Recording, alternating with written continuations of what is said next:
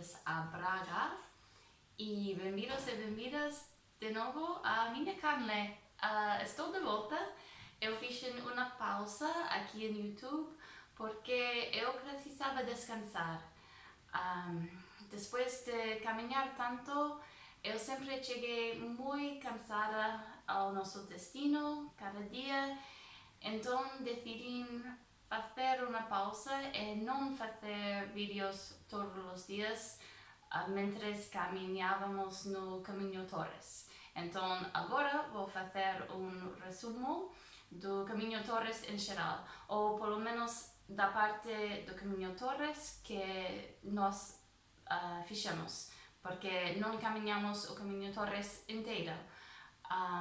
Para nós era sempre só uma maneira de conectar os dois caminhos que queríamos fazer, o caminho nascente e o caminho da Cheira e dos Arrieiros. Então fazemos mais ou menos a metade do Torres de Trancoso a Braga, onde estamos agora. O Torres levou-nos a umas paisagens fantásticas, incluso o famoso Val do Douro, o Rio Douro, com seus socalcos de vinhas. Pero depois disso tornou-se muito urbano.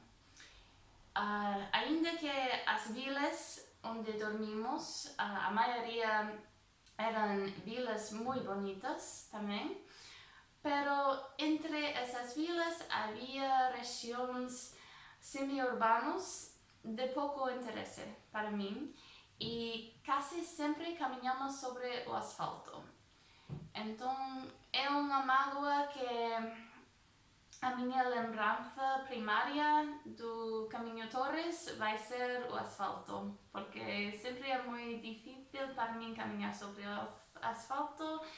Então isso tinha uma influência bastante grande na minha experiência neste Caminho Torres.